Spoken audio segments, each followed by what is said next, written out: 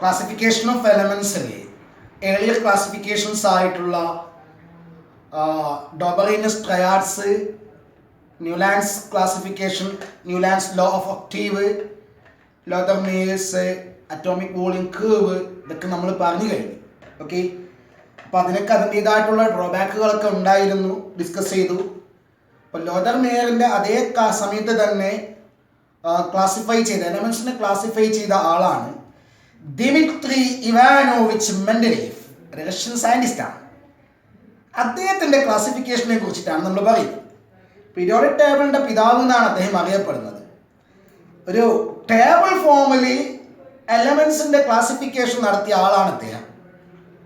വിജയകരമായിട്ടുള്ള ആദ്യത്തെ ക്ലാസിഫിക്കേഷനാണ് എന്ന് തന്നെ പറയാം. ഓക്കെ, അദ്ദേഹത്തിൻ്റെ കാലഘട്ടത്തിൽ, മെൻഡലീഫിൻ്റെ കാലഘട്ടത്തിൽ 63 എലമെൻറ്റുകളാണ് നോൺ ആയിട്ടുണ്ടായിട്ടുള്ളത്. ആ എലമെൻറ്റുകളെ മുഴുവനായിട്ടും ക്ലാസിഫിക്കേഷനിൽ ഉൾപ്പെടുത്താൻ പറ്റി എന്നുള്ളത് അദ്ദേഹത്തിൻ്റെ വളരെ വലിയൊരു വിജയമായിരുന്നു. നമുക്ക് അതൊക്കെ അദ്ദേഹത്തിൻ്റെ ക്ലാസിഫിക്കേഷൻ്റെ മെറിറ്റുകൾ പറഞ്ഞ സ്ഥലത്ത് പറയാം. ഓക്കെ, അപ്പോൾ ഇന്നത്തെ ഈ ക്ലാസ്സിൽ നമ്മുടെ സംസാര വിഷയം മെൻഡലീവ്സ് പീരിയോഡിക് ടേബിൾ. വളരെ ബ്രീഫായിട്ടാണ് നമ്മൾ പറയുന്നത് കേട്ടോ. എക്സാം പോയിന്റ് ഓഫ് വ്യൂവിൽ മാത്രം, ഒരുപാട് ഡീറ്റെയിൽ ആയിട്ട് നമ്മൾ പറയുന്നില്ല. Mendeleev's periodic table.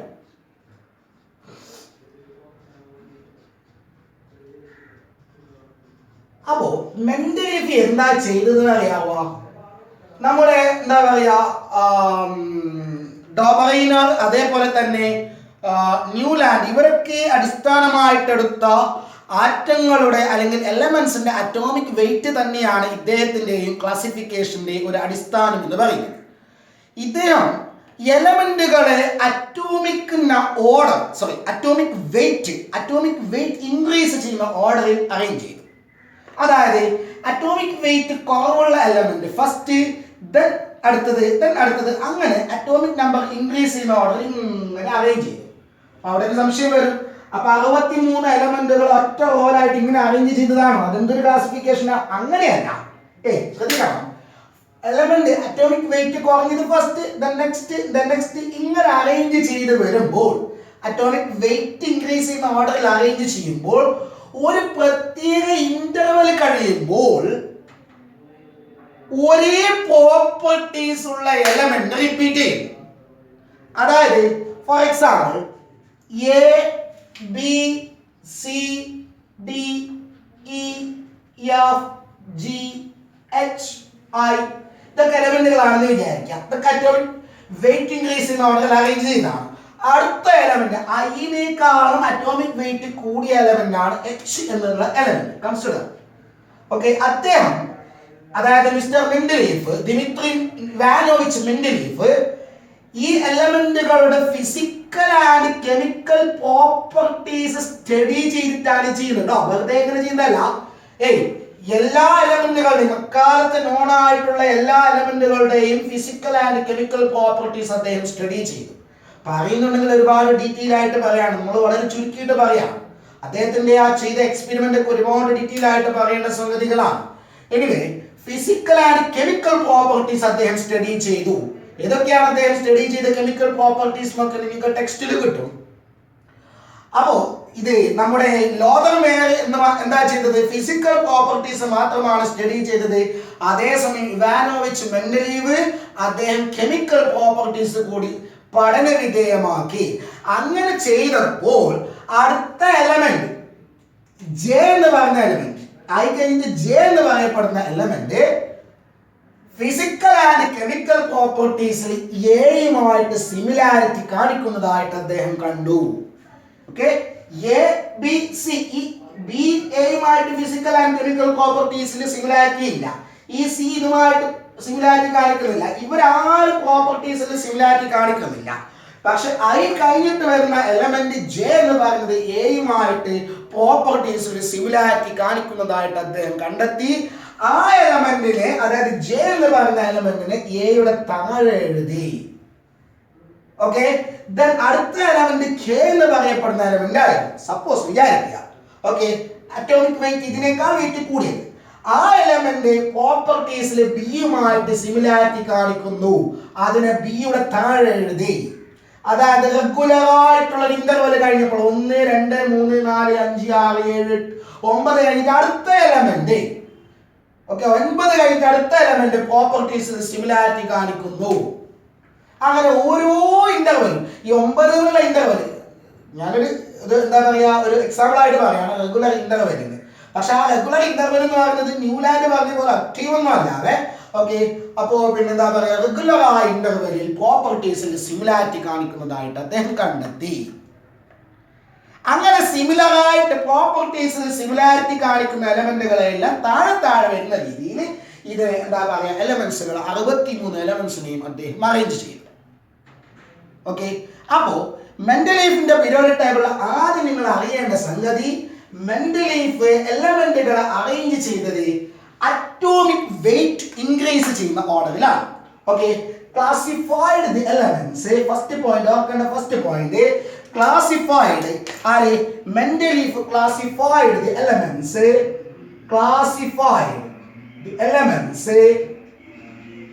classified the elements in the increasing order of in the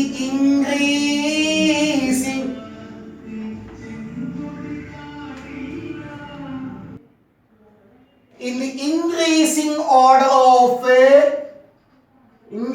order of atomic weight. So this is his first point. നിങ്ങൾ മനസ്സിൽ വെക്കേണ്ട ഓർമ്മിച്ച് വെക്കേണ്ട ഫസ്റ്റ് പോയിന്റ് ഇതാണ്. അറ്റോമിക് വെയിറ്റിന്റെ ഇൻക്രീസിംഗ് ഓർഡറിലാണ് എലമെന്റ്സ് അറേഞ്ച് ചെയ്തത്. ഓക്കെ. അങ്ങനെ ചെയ്തപ്പോൾ എന്താ കണ്ടത് റെഗുലർ ആയിട്ടുള്ള ഇന്റർവെലിൽ ഒരേ പ്രോപ്പർട്ടീസ് ഉള്ള എലമെന്റ്സ് റിപ്പീറ്റ് ചെയ്യപ്പെടുന്നു എന്ന് അദ്ദേഹം കണ്ടെത്തി. അതിന്റെ അടിസ്ഥാനത്തിൽ അദ്ദേഹം പ്രൊപ്പോസ് ചെയ്ത ലോ ആണ് periodic law, Mendeleev's periodic law. Okay. അപ്പോ നിങ്ങൾ തൊട്ട് മുമ്പത്തെ ക്ലാസിഫിക്കേഷനിൽ മേസ് പീരിയോഡിക് ലോ പഠിച്ചിട്ടുണ്ട്. ഏകദേശം അതുപോലെ തന്നെ ചെറിയൊരു മാറ്റം. ഓക്കെ. Mendeleev's periodic law. എന്താണ് മെന്റലീവ്സിന്റെ പീരിയോഡിക് ലോ പറയുന്നത്? മെന്റലീവ്സ് പീരിയോഡിക് ലോ വളരെ സിമ്പിൾ ആണ്. നമ്മൾ കഴിഞ്ഞ പീരിയോഡിക് ലോ പഠിച്ചത് ലോതർ മേയറിന്റെ പീരിയോഡിക് ലോ പഠിച്ചത് physical properties of elements are periodic functions of their atomic weight എന്നാണ്. അതിൽ ചെറിയൊരു മാറ്റം physical and chemical properties of elements are എന്നാണ്. physical and chemical രണ്ടുമുണ്ട്. physical and chemical properties of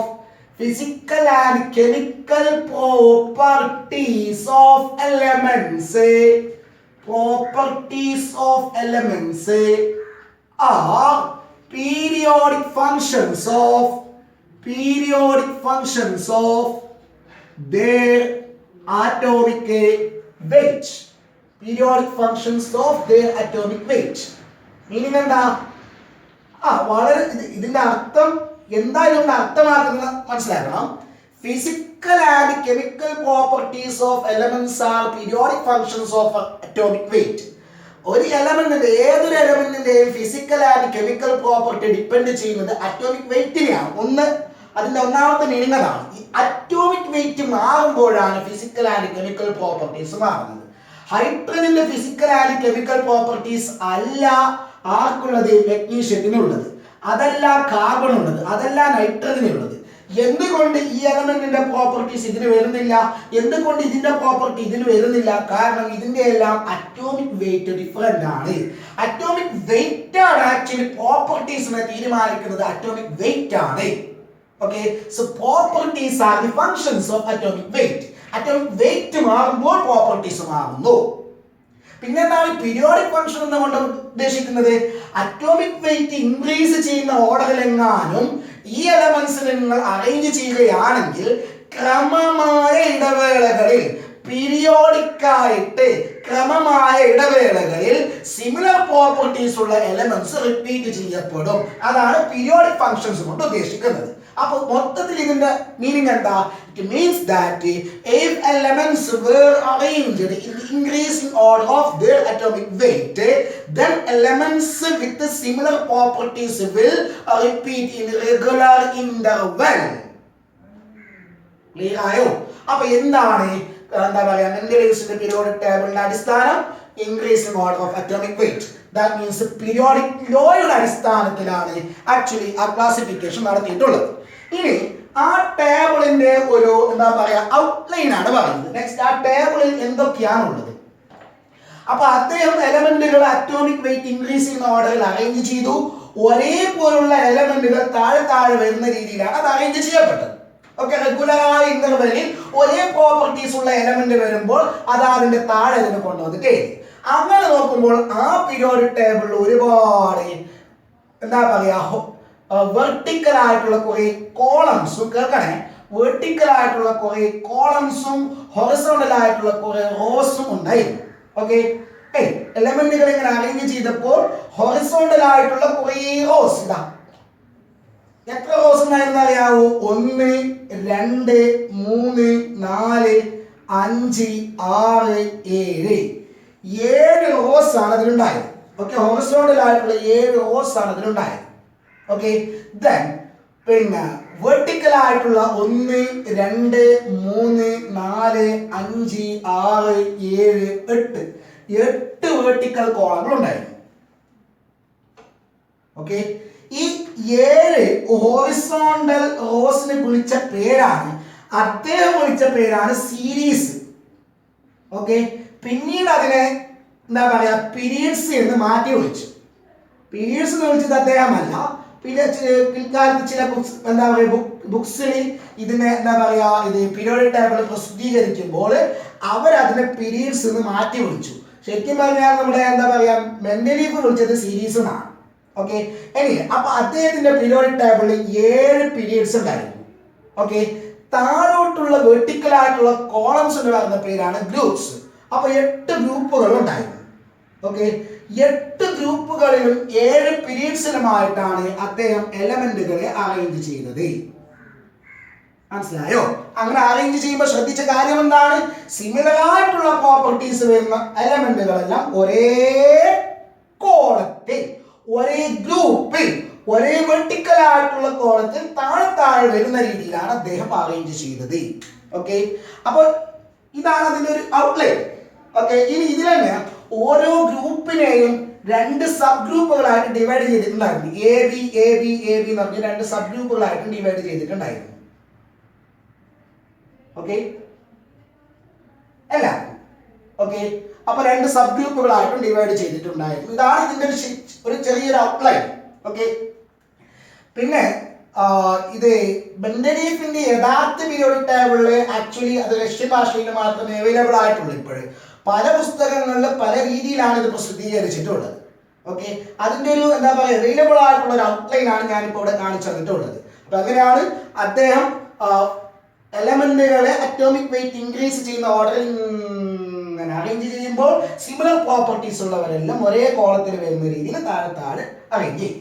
അങ്ങനെ നോക്കുമ്പോൾ regular ആയിട്ടുള്ള ഇന്റർവെല്ലുകളിലാണ് സിമിലർ പ്രോപ്പർട്ടീസ് ഉള്ളവർ റിപ്പീറ്റ് ചെയ്യപ്പെട്ടത്. അതായത് 8 കഴിഞ്ഞിട്ട് 9ാമത്തത്, 8 കഴിഞ്ഞിട്ട് 9ാമത്തത്, 8 കഴിഞ്ഞിട്ട് 9ാമത്തത് സിമിലർ പ്രോപ്പർട്ടീസ് കാണിക്കുന്നു. റെഗുലർ ആയിട്ടുള്ള കൃത്യമായിട്ടുള്ള ഇടവേളകളിൽ സിമിലർ പ്രോപ്പർട്ടീസ് ഉള്ളവർ ആവർത്തിക്കപ്പെടുന്നു. ഓക്കെ അല്ലേ? വളരെ സിമ്പിൾ ആണ്. പിന്നെ ഇനി ഇദ്ദേഹത്തിന്റെ പീരിയോഡിക് ടേബിളിന്റെ മെറിറ്റുകളാണ് നെക്സ്റ്റ് പറയാൻ വേണ്ടി പോകുന്നത്. ഓക്കെ, എന്തൊക്കെയാണ് ഇതിന്റെ മെറിറ്റുകൾ എന്ന് നോക്കാം. വളരെ സിമ്പിൾ ആണ്, വളരെ ഇമ്പോർട്ടന്റ് ആയിട്ടുള്ള മെറിറ്റുകൾ, ഒരുപാട് ഡീറ്റെയിൽ ആയിട്ടൊന്നുമില്ല, വളരെ സിമ്പിൾ ആയിട്ടുള്ള ഇമ്പോർട്ടന്റ് ആയിട്ടുള്ള മെറിറ്റുകൾ മാത്രമേ പറയുന്നുള്ളൂ. ഒരുപാട് മെറിറ്റുകൾ ഉണ്ട്. First one, it was the first comprehensive table. Okay, it was the first comprehensive classification of elements. Comprehensive classification of elements. Okay, ഏറ്റവും ആദ്യത്തെ സമഗ്രമായിട്ടുള്ള വിസ്തൃതമായിട്ടുള്ള ക്ലാസിഫിക്കേഷൻ ആയിരുന്നു ഇദ്ദേഹത്തിന്. എന്ന് പറഞ്ഞാൽ അന്ന് ഉണ്ടായിട്ടുള്ള എല്ലാ എലമെന്റുകളെയും ടേബിളിൽ ഉൾപ്പെടുത്താൻ സാധിച്ചു എന്നുള്ളത്, ഈ ക്ലാസിഫിക്കേഷനിൽ ഉൾപ്പെടുത്താൻ സാധിച്ചു എന്നുള്ളത് അദ്ദേഹത്തിന്റെ വിജയമാണ്. ന്യൂലാൻഡ്സിന്റെ ക്ലാസിഫിക്കേഷനിൽ അദ്ദേഹം 56 എലമെന്റുകളെയും ക്ലാസിഫൈ ചെയ്തുവെങ്കിലും ഏത് ക്രൈറ്റീരിയയുടെ അടിസ്ഥാനത്തിലാണോ അദ്ദേഹം അത് ക്ലാസിഫൈ ചെയ്തത്, ആ ക്രൈറ്റീരിയ ടേബിളിന്റെ ഫുൾ എല്ലാ ഭാഗത്തും അത് പാലിക്കപ്പെട്ടിട്ടില്ല. ലോ ഓഫ് ഒക്ടേവ്സ് കാൽഷ്യം വരെ മാത്രമേ അപ്ലിക്കബിൾ ആയിട്ടുള്ളൂ. പിന്നീട് എന്ത് ചെയ്യാൻ പറ്റിയിട്ടില്ല, അത് എന്താ പറയുക ബാക്കിയുള്ള എലമെന്റുകൾ അത് ഫോളോ ചെയ്യുന്നില്ല. ഇതങ്ങനെയല്ല. ഇദ്ദേഹം എന്തിന്റെ അടിസ്ഥാനത്തിലാണോ ഇതുണ്ടാക്കിയത് ആ അടിസ്ഥാനത്തിൽ എല്ലാ എലമെന്റുകളെയും 63 എലമെന്റുകളെയും ഈ ടേബിളിൽ ഉൾപ്പെടുത്താൻ സാധിച്ചു. അതുകൊണ്ടാണ് പറഞ്ഞത് it was the first comprehensive classification. Okay. 2 പിന്നെന്താ അറിയാമോ? രണ്ടാമത്തത് ചില എലമെന്റുകളുടെ അറ്റോമിക് വെയിറ്റുകൾ കറക്റ്റ് ചെയ്യാൻ അദ്ദേഹത്തിന് സാധിച്ചു. അദ്ദേഹത്തിന്റെ കാലഘട്ടത്തിൽ ഉണ്ടായിരുന്ന ചില എലമെന്റുകളുടെ അറ്റോമിക് വെയിറ്റ് തെറ്റായ രീതിയിലാണ് രേഖപ്പെടുത്തിയിട്ടുണ്ടായത്. അതിന്റെ ശരിയായ അറ്റോമിക് വെയിറ്റ് ഇന്നതാകാമെന്ന് അദ്ദേഹം പറഞ്ഞു. പിൽക്കാലത്ത് അത് ശരിയാണെന്ന് കണ്ടെത്തുകയും ചെയ്തു. അതിനൊരു എക്സാമ്പിളാണ് ആ കാലഘട്ടത്തില് ബോറോണിന്റെ ബെറിലിയത്തിന്റെ അറ്റോമിക് വെയിറ്റ് 13 എന്നാണ് വിചാരിച്ചുണ്ടായത്. ബെറിലിയത്തിന്റെ അറ്റോമിക് വെയിറ്റ് 13. അങ്ങനെയാണെങ്കിൽ ഒന്നാമത്തെ ഗ്രൂപ്പിലാണ് ലിഥിയം വരുന്നത്. ഓക്കെ. മൂന്നാമത്തെ ഗ്രൂപ്പിലാണ് ബോറോൺ വരുന്നത്. നാലാമത്തെ ഗ്രൂപ്പിലാണ് കാർബൺ. അഞ്ചാമത്തെ ഗ്രൂപ്പിലാണ് നൈട്രജൻ. അപ്പൊ ഇവിടെ ലിഥിയത്തിന്റെ അറ്റോമിക് അറ്റോമിക് വെയിറ്റ് എന്നുള്ളത് 7 ആണ്. ഓക്കെ. ബോറോണിന്റെ സംതിങ് 11 വരും. കാർബണിന്റെ 14. ഓക്കെ. നൈട്രജന്റെ കാർബണിന്റെ 12, നൈട്രജന്റെ 14. അങ്ങനെ വരുമ്പോൾ കാർബൺ കഴിഞ്ഞിട്ടാണ് ബെറിലിയത്തിന്റെ സ്ഥാനം വരേണ്ടത്. കാർബൺ കഴിഞ്ഞിട്ട് ബെറിലിയം വരും അല്ലെ? കാർബൺ കഴിഞ്ഞിട്ട് ബെറിലിയം വരും. 13ാമത്തെ ബെറിലിയം, ദെൻ നൈട്രജൻ വരും. പക്ഷെ അങ്ങനെ അറേഞ്ച് ചെയ്യുമ്പോൾ എന്ത് സംഭവിക്കുന്നതായാവുക? ഇതിങ്ങനെ അറേഞ്ച് ചെയ്ത് വരുമ്പോൾ ഈ ബെറിലിയം ഈ എന്താ പറയാ റെഗുലർ ആയിട്ടുള്ള ഇന്റർവെല്ലുകളിൽ സിമിലർ പ്രോപ്പർട്ടീസ് ഉള്ളവർ റിപ്പീറ്റ് ചെയ്യപ്പെടുന്നല്ല അദ്ദേഹം പറഞ്ഞത്. പക്ഷെ എന്ത് സംഭവിക്കുന്നു എന്ന് പറഞ്ഞാൽ ഈ ബെറിലിയവുമായിട്ട് സിമിലർ പ്രോപ്പർട്ടീസ് കാണിക്കുന്നവർ ഇവിടെയാണുള്ളത്. ബെറിലിയം പ്രോപ്പർട്ടീസിൽ ബെറിലിയവുമായിട്ട് സാമ്യത കാണിക്കുന്നവരുണ്ടായിരുന്നത് മെഗ്നീഷ്യ.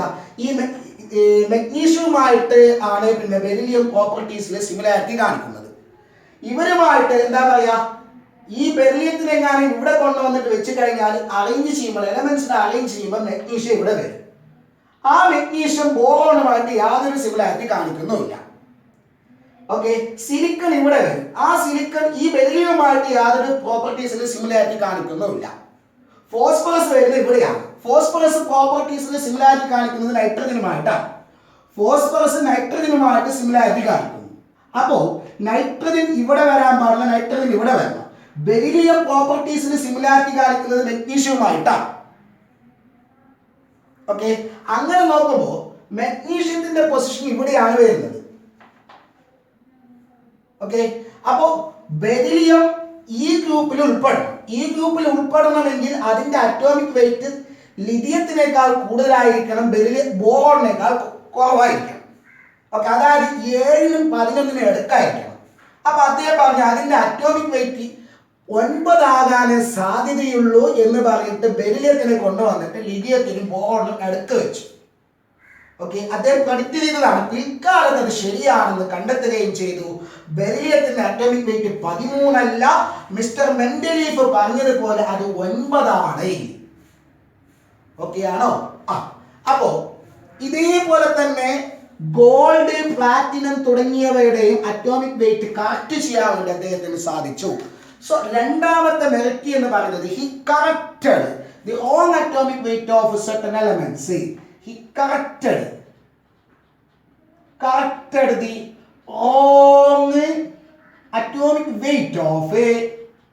wrong atomic weight of certain elements and placed in a proper place in periodic table. Okay. Corrected the wrong atomic weight of certain elements and was able to place it in the correct position in periodic table. Okay. അപ്പൊ അതിന് example ആയിട്ട് beryllium, അതേപോലെ gold, platinum. മനസ്സിലാവുന്നുണ്ടോ? ബെറിലിയത്തിന്റെ position മുമ്പ് പറഞ്ഞതുപോലെ ആണെങ്കിൽ carbon നൈട്രജന്റെ അടുക്കാണ് വരുന്നത്. പക്ഷെ എലമെന്റുകൾ എങ്ങനെയോ അറേഞ്ച് ചെയ്തുകൊണ്ട് വരുന്ന സമയത്ത് എന്ത് സംഭവിക്കുന്നത് അറിയാവോ? ബെറിലിയത്തിന് ഇവിടെ പ്ലേസ് ചെയ്ത് കഴിഞ്ഞാൽ താഴെ വരുന്ന എലമെന്റുകൾക്ക് പ്രോപ്പർട്ടീസിൽ സിമിലാരിറ്റി കാണിക്കുന്നില്ല. നൈട്രജനുമായിട്ട് സിമിലാരിറ്റി കാണിക്കുന്നത് ഇവിടെ വരും, പക്ഷെ അയാൾ വരുന്നത് ഇവിടെയാണ്. അങ്ങനെയാണെങ്കിൽ ഇത് ശരിയാണെന്നെങ്കിൽ ഇതിന്റെ അടുക്കാരോ ഓർഡർ തെറ്റിച്ചിട്ട് വന്നിട്ടുണ്ട്, ശരിയല്ലാത്ത രീതിയിൽ വന്നിട്ടുണ്ട്. ഓക്കെ, അങ്ങനെ നോക്കുമ്പോൾ ബെരിലിയമാണ് എന്താ പറയുക കക്ഷി എന്ന് കണ്ടെത്തി. ബെരിലിയം മെഗ്നീഷ്യവുമായിട്ട് പ്രോപ്പർട്ടീസിൽ സിമിലാരിറ്റി കാണിക്കുന്നു. അപ്പൊ മെഗ്നീഷ്യത്തിന്റെ മുകളിലാണ് ബെരിലിയം വരേണ്ടത്, കാരണം മെഗ്നീഷ്യത്തിനേക്കാൾ ലൈറ്റർ ആണ് ബെരിലിയം. ഓക്കെ, അതായത് മെഗ്നീഷ്യം ഈ എന്താ പറയുക രണ്ടാമത്തെ ഗ്രൂപ്പിൽ വരുന്ന മെഗ്നീഷ്യത്തിന്റെ മുകളിലാണ് ആര് വരേണ്ടത്, ബെരിലിയം വരേണ്ടത്. പക്ഷെ ബെരിലിയം ഇവിടെ കൊണ്ടത് ബെരിലിയത്തിന്റെ അറ്റോമിക് വെയിറ്റ് പ്രകാരം ഇവിടെയാണ് അതിന്റെ പൊസിഷൻ വരുന്നത്. അപ്പൊ അങ്ങനെയാണെങ്കിൽ ആ സമയത്തുള്ള അറ്റോമിക് വെയിറ്റ് ശരിയല്ല, അത് ശരിക്കും വരേണ്ടത് ഇവിടെയാണ്. ഇവിടെ വരണമെങ്കിൽ ലിഥിയത്തിനേക്കാൾ കൂടുതലും ബോറോണിനേക്കാളും കുറഞ്ഞതായിട്ടുള്ള അറ്റോമിക് വെയിറ്റ് ആണ് ബെരിലിയത്തിന് ഉണ്ടാവേണ്ടത് എന്ന് അദ്ദേഹം സമർത്ഥിച്ചു. ഓക്കെ അല്ലേ?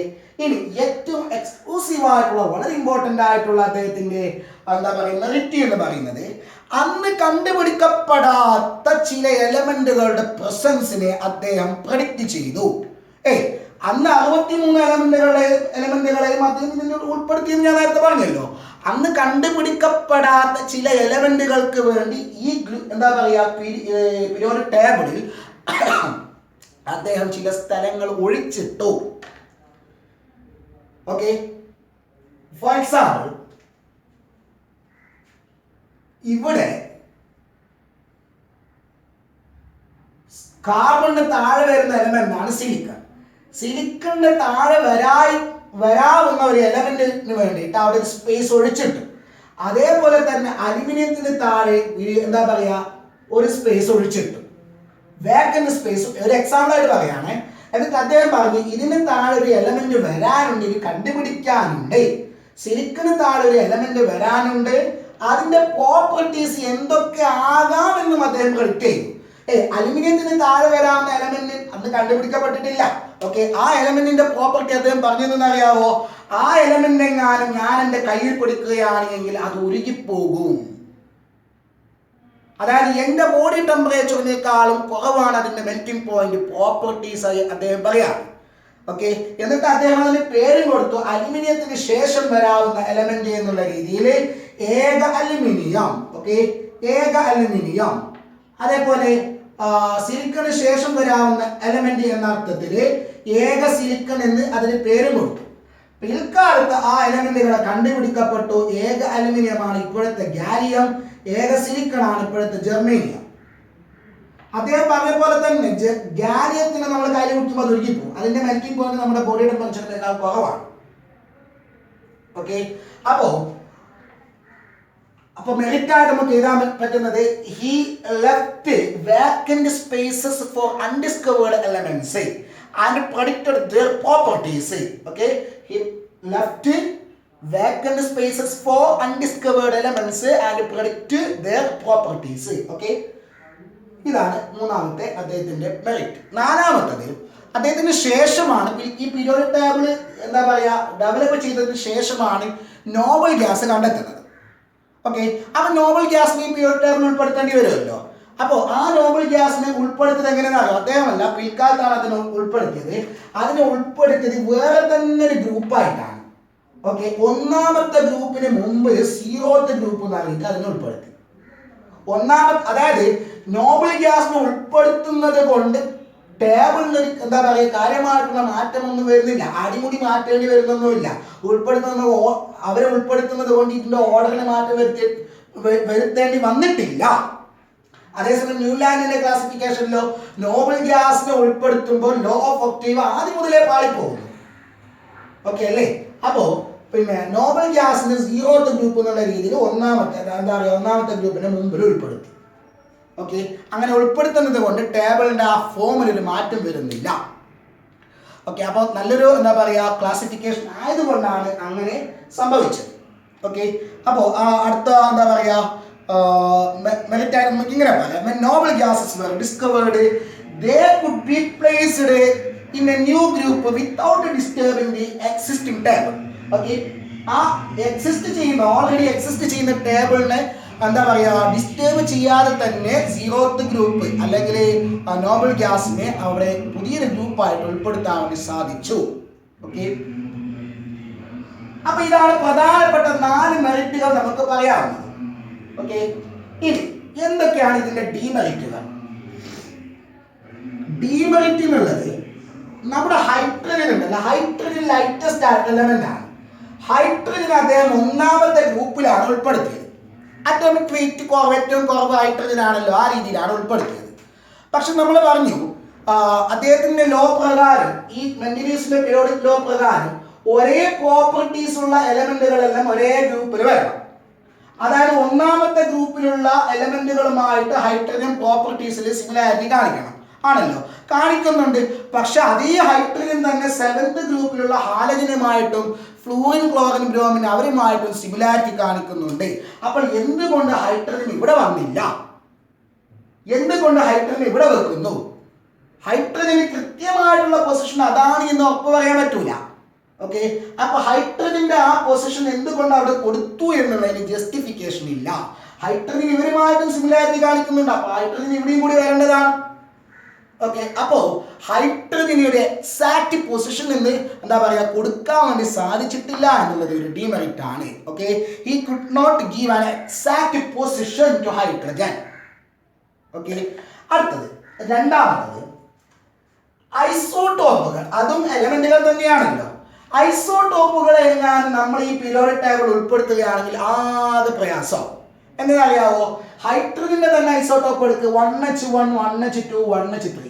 എന്താ ഇതിന്റെ പ്രത്യേകത? ഇതിനേക്കാൾ വെയിറ്റ് കൂടുതലാണ് ഇതിന്, ഇതിനേക്കാൾ വെയിറ്റ് കൂടുതലാണ് ഇതിന്. അങ്ങനെയാണെങ്കിൽ പ്രോട്ടിയത്തിന് എവിടെ ഉൾപ്പെടുത്തിയാൽ ഡ്യൂട്ടീരിയത്തിന് ഇവിടെ ഉൾപ്പെടുത്തണം, ട്രിഷ്യത്തിന് ഇതിന് ഇവിടെ ഉൾപ്പെടുത്തണം. അങ്ങനെ നോക്കുമ്പോൾ രണ്ടാമത്തെ ഗ്രൂപ്പിൽ ഡ്യൂട്ടീരിയം വരും. ആ ഡ്യൂട്ടീരിയം രണ്ടാമത്തെ ഗ്രൂപ്പിലുള്ള മറ്റുള്ള എലമെന്റുകളുമായിട്ട് യാതൊരു സിമിലാരിറ്റിയും കാണിക്കൂല. ട്രിഷ്യം മൂന്നാമത്തെ ഗ്രൂപ്പിലുള്ളവരുമായിട്ട് യാതൊരു സിമിലാരിറ്റിയും കാണിക്കുന്നില്ല. അത് ഒന്നാമത്തെ ഗ്രൂപ്പിലുള്ളവരുമായിട്ടും 7ാമത്തെ ഗ്രൂപ്പിലുള്ളവരുമായിട്ടുമാണ് സിമിലാരിറ്റി കാണിക്കുന്നത്. അപ്പൊ ഇങ്ങനെയാണെങ്കിൽ ഓരോ എലമെന്റിനും ഒരുപാട് ഐസോടോപ്പുകളുണ്ട്. ഐസോടോപ്പുകളുടെ പ്രത്യേകത തന്നെ വെയിറ്റിലാണ് വ്യത്യാസമുള്ളത്. ശരിയല്ലേ? അറ്റോമിക് നമ്പർ സെയിം ആണ്, വെയിറ്റ് അറ്റോമിക് മാസ് നമ്പറിലാണ് വ്യത്യാസം, അതുകൊണ്ട് തന്നെ വെയിറ്റിലാണ് വ്യത്യാസം. വെയിറ്റിൽ വ്യത്യാസം വരുമ്പോൾ ഓരോ ഐസോടോപ്പിനും വ്യത്യസ്തമായിട്ടുള്ള കോളങ്ങളിൽ അവർ അറേഞ്ച് ചെയ്യേണ്ടി വരും.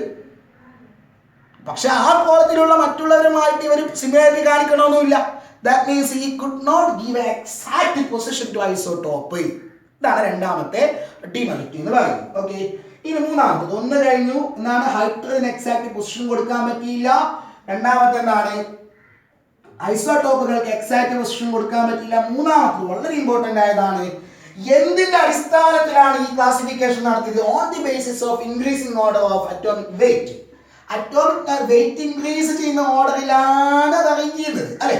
അങ്ങനെ അറേഞ്ച് ചെയ്താലാണ് റെഗുലർ ആയിട്ടുള്ള ഇന്റർവെലിൽ സിമിലർ പ്രോപ്പർട്ടീസ് ഉള്ളവർ റിപ്പീറ്റ് ചെയ്യപ്പെടുക എന്നാണ് അദ്ദേഹം പറഞ്ഞത്. പക്ഷേ ആ ക്രൈറ്റീരിയ ചിലയിടങ്ങളിൽ അദ്ദേഹം തെറ്റിച്ചു. എക്സാമ്പിൾ ഇതാ, ഈ മൂന്നാമത്തേത്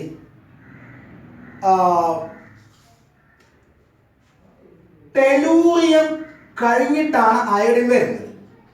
ടെലൂറിയത്തിന്റെ അറ്റോമിക് വെയിറ്റ് എന്ന് പറയുന്നത് 127 ആണ്, പോയിന്റ് സംതിങ്. ഇത് 126 ആണ്. ആർക്കാ കൂടുതൽ? ടെലൂറിയത്തിന്റെ തന്നെ, അയഡിന്റെ കുറവല്ലേ? അങ്ങനെയാണെങ്കിൽ അയഡിൻ കഴിഞ്ഞിട്ടാണ് ടെലൂറിയം വരേണ്ടത്. പക്ഷെ അങ്ങനെ വന്നു കഴിഞ്ഞാൽ ടെലൂറിയം ഇവിടെ വന്നു കഴിഞ്ഞാൽ 7th ഗ്രൂപ്പിലുള്ള ആരുമായിട്ട് അത് പ്രോപ്പർട്ടീസിൽ സിമിലാരിറ്റി കാണിക്കില്ല. അപ്പൊ സിമിലാരിറ്റി കാണിക്കുന്ന അയഡിനെ ഇവിടെ ഉൾപ്പെടുത്തിയിട്ട് ടെലൂറിയത്തിന് മുമ്പിൽ കൊണ്ടുവന്നു. ടെലൂറിയം ഇവരുമായിട്ട് പ്രോപ്പർട്ടീസിൽ സിമിലാരിറ്റി കാണിക്കുന്നുണ്ട്. ഓക്കെ, അപ്പോ സിമിലർ ആയിട്ടുള്ള എലമെന്റുകൾ ഒരേ ഗ്രൂപ്പിൽ ഉൾപ്പെടുത്താൻ വേണ്ടിയിട്ട് എന്തിന്റെ അടിസ്ഥാനത്തിലാണ് ഈ പീരിയോഡിക് ടേബിൾ ഡെവലപ്പ് ചെയ്തത്? ആ അടിസ്ഥാനത്തിനെ തന്നെ മറക്കേണ്ടി വന്നു പല സ്ഥലങ്ങളിൽ. ഒരു എക്സാമ്പിൾ മാത്രമാണിത്. ഓക്കെ, മനസ്സിലായോ? അറ്റോമിക് വെയിറ്റ് ഇൻക്രീസ് ചെയ്യുന്ന ഓർഡർ എല്ലാ സ്ഥലത്തും പാലിക്കപ്പെടുന്നില്ല. ഓക്കെ, അതാണ് ഏറ്റവും പ്രധാനപ്പെട്ട ഡിമെറിറ്റ് എന്നുള്ളത്. അതിന്റെ അർത്ഥം എന്താ? ഈ പീരിയോഡിക് ടേബിൾ ഉണ്ടാക്കിയ അടിസ്ഥാനത്തിനെ തന്നെ, ക്രൈറ്റീരിയയെ തന്നെ തെറ്റിക്കേണ്ടി വന്നു എന്നതിന്റെ അർത്ഥം എന്താ? Physical and chemical properties of elements atomic വെയിറ്റിന്റെ പീരിയോഡിക് ഫംഗ്ഷൻ ആണ് എന്നുള്ള ആ പ്രസ്താവന തെറ്റായതുകൊണ്ടല്ലേ അത്? എലമെന്റുകളുടെ അറ്റോമിക് വെയിറ്റ് മാറുമ്പോഴാണ് പ്രോപ്പർട്ടീസ് റെഗുലർ ആയിട്ട് മാറുന്നത് എന്ന് ശരിയായിരുന്നു എങ്കിൽ എല്ലായിടത്തും അത് ഫോളോ ചെയ്യണമായിരുന്നു. ചില സ്ഥലങ്ങളിൽ അത് തെറ്റിക്കേണ്ടി വരുന്നു എന്ന് പറഞ്ഞാൽ എന്താ? Physical and chemical properties of elements were not at all periodic functions of the atomic weight. Atomic വെയിറ്റിനെ അല്ല ശരിക്കും പ്രോപ്പർട്ടീസ് ഡിപ്പെൻഡ് ചെയ്യുന്നത്. വെയിറ്റ് മാറുമ്പോൾ ശരി, ഓക്കെ, വെയിറ്റ് മാറുമ്പോൾ പ്രോപ്പർട്ടീസ് മാറുന്നുണ്ടാവാം. പക്ഷെ വെയിറ്റ് മാത്രമല്ല ഫിസിക്കൽ ആൻഡ് കെമിക്കൽ പ്രോപ്പർട്ടീനെ ഡിപ്പെൻഡ് ചെയ്യുന്നത്. അതിന് കൃത്യമായിട്ട് ഡിപ്പെൻഡ് ചെയ്യുന്ന വേറെ ഏതോ ഒരു ഫാക്ടർ ഉണ്ട്, വേറെ ഏതോ ഒരു പ്രോപ്പർട്ടി ഉണ്ട്. ഓക്കെ, അപ്പോൾ എന്തിന്റെ അടിസ്ഥാനത്തിലാണ് ക്ലാസിഫിക്കേഷൻ നടത്തിയത്? അതിന്റെ കടക്കൽ തന്നെ കത്തി വെക്കേണ്ടി വന്നു എന്നുള്ളതാണ് വളരെ പ്രധാനപ്പെട്ട ഡ്രോബാക്ക് ആയിട്ട് നമുക്ക് പറയാനുള്ളത്. Okay, so these are the important features about Mendeleev's periodic table. Okay, ഇനി ഇവിടെ നിന്നാണ് നമ്മൾ ഇപ്പോൾ കാണുന്ന മോഡേൺ പീരിയോഡിക് ടേബിളിലേക്ക് പോകുന്നത്. നമുക്ക് അത് അടുത്ത ക്ലാസ്സിൽ പറയാം. ഇവിടേക്ക് പഴയ ഏളിയർ ക്ലാസിഫിക്കേഷനെ കുറിച്ചിട്ടുള്ള എല്ലാ ഡിസ്കഷനും കഴിഞ്ഞു. ഓക്കെ.